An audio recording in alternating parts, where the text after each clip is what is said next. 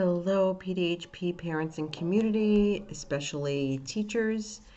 I hope that you have had a great week and a half off and have had some time to relax and to celebrate the Easter season with your loved ones. And I hope that you're all safe and well as we greet each other today.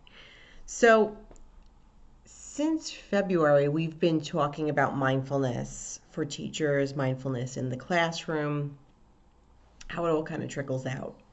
And we've gone over a couple of different ideas and reasonings on why it's important, why anxiety can really take a hold of us and how to notice it. Some of the other faculty pieces we do don't just stop at mindfulness. We have several other faculty pieces. So for the next few occasions when we're together, and I usually upload a video Mondays and Fridays, they're usually about 10 minutes long, and they are pre-recorded so you could always jump in and check them out whenever you want. The one that we will be focusing on for the time being is our faculty cohesion piece. And when we work on this faculty cohesion piece, it also often comes from the desire of the administrator of the schools to create a particular culture in the school building for their faculties. A lot of our administrators have had the experience of being educators themselves at some point and enjoying the camaraderie that they had with their colleagues. And they often want to replicate that in their schools once they've become principals. So a lot of times the principal rationale is to facilitate bonding of the staff, offering them time and space, and including all levels of staff. Sometimes, we don't always get together. We're working on different things. We're working on different floors, different partners, for example. Maybe the junior high works so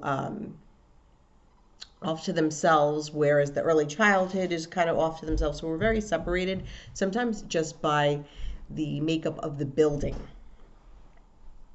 So it's a good time during this particular workshop to find commonalities, to engage in a relaxation, to reflect on things that have been learned. This is really great to do probably at the end of the year, but of course you can do it at any time. A couple of times we've done it as we're about to close the year, maybe like May, to progress upon the things that have been learned and to recognize that we are in fact in this art of teaching in this particular academy or this particular institution, and we're in that together. There's a togetherness, there's a camaraderie, there's a support that perhaps we didn't recognize before.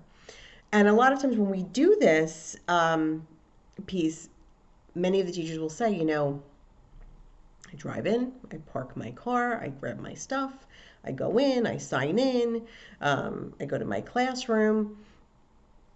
The bell rings at the end of the day, I leave. There's not much interaction, maybe at a faculty meeting, but of course, sometimes at the faculty meetings, the agendas are really stocked with things that have to be done. Oftentimes, we find that teachers don't have maybe a free period together, or maybe they don't have lunch together, or maybe there's no area for them to get together. So this has been a unique experience, and usually it comes out very positively. When I've worked in different schools, there has been a camaraderie, and it has made it really enjoyable to work throughout the day. But I know that that's not always the case in some of the schools, even just, as I said, just the physical location of the building.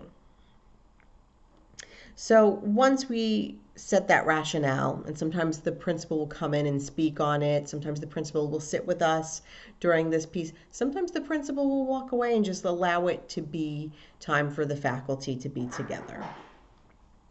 Oftentimes we do that introduction of who in fact we are as PDHP.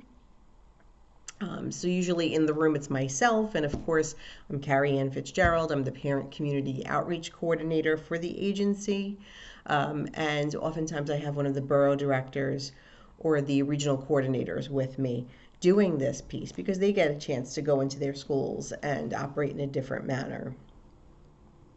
So then we kind of go over the things that we offer in PDHP. And of course, just as a reminder, I'll use this time before we get full blown into this piece. We do offer guidance counselors through the New York OASATs, which we are funded by, even though we are affiliated with the diocese. We are able to bring in prevention guidance counselors to schools.